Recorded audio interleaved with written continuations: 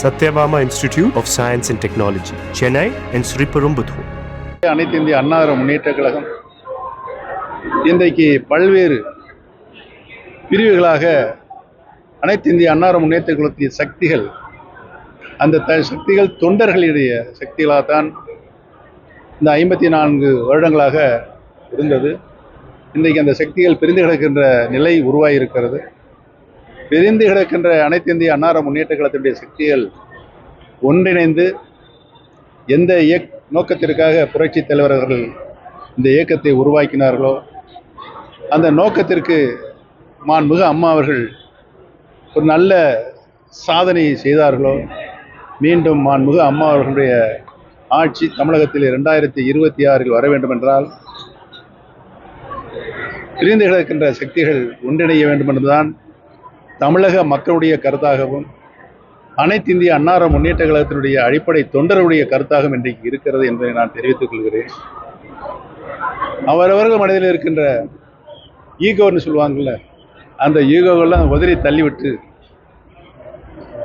நம்முடைய தலைவர்கள் காட்டிய வழியில் செல்ல வேண்டும் என்றால் மீண்டும் மாண்புமிகு அம்மா அவருடைய ஆட்சி தமிழகத்திலே மலர வேண்டும் என்றால் இந்த ஈகோ பிடித்து இருக்கின்ற தலைவர்களெல்லாம் தங்களுடைய ஈகோவெல்லாம் விட்டு கொடுத்து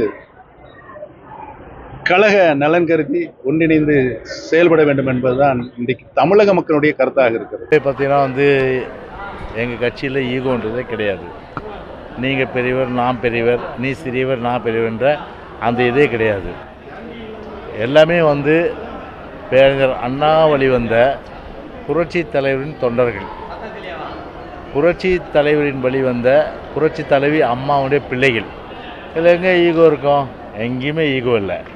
அதனால் ஈகோ இல்லாத ஒரு முழுமையான ஒரு கொடி பிடிக்கின்ற தொண்டன் கூட ஒரு முதன்மையான அதாவது பதவிக்கு வர முடியும் என்று சொன்னால் அது அனைத்து இந்திய அண்ணா திராவிட முன்னேற்ற கழகத்தில் மட்டும்தான். இது டிஎம்கே மாதிரி ஒரு குடும்ப ஆதிக்கம் மிகுந்த கட்சி கிடையாது. அதாவது தாத்தா புள்ள பேரன் இப்படி கிடையாது. இங்கே பொறுத்தவரையில் பார்த்தீங்கன்னா கொடி பிடிக்கின்ற தொண்டன் கூட உயர்ந்த பதவிக்கு வர முடியுன்றதுக்கு இன்றைக்கி பொதுச் செயலர் உதாரணமாக இருக்கார். இன்றைக்கி இப்போ இவரே எடுத்துக்க சாதாரணமாக இருந்தவர் தான். எம்பி, எம்எல்ஏ, மாவட்ட அது இப்போ நம்ம காஞ்சிபுரம் சொல்ல மாவட்ட பஞ்சாயத்து தலைவர். இப்போ நானே எடுத்துக்க இளைஞரணி துணைத் தலைவர், அது பிறகு தலைவர், அதுக்கு பிறகு அமைச்சர், அப்புறம் தலைமை செயலாளர், மாவட்ட செயலாளர், அது பிறகு அனைத்துறை எம்ஜிஆர் மன்ற செயலாளர், அப்புறம் மீனவ பிரிவு செயலாளர், மாணவரணி செயலாளர், இப்படி எவ்வளோ பதவிகள் எல்லாம் பார்த்தா ஈகோ இல்லாமல் எல்லோரும் உழைப்பவரே உயர்ந்தவர். யாருடைய மந்திரம் அது? புரட்சி தலைவர் எம்ஜிஆருடைய மந்திரம், தாரக மந்திரம், உழைப்பவரே உயர்ந்தவர். அவருடைய கட்சியில் உழைச்சா எல்லோருமே உயர்ந்த பதவிக்கு வர முடியுன்றதுக்கு எல்லாமே சாட்சியாக இருக்கும். அதனால் இங்கே நீ பெரியவன் நான் பெரியவன் கிடையாது, இங்கே ஈகோன்றது கிடையாது.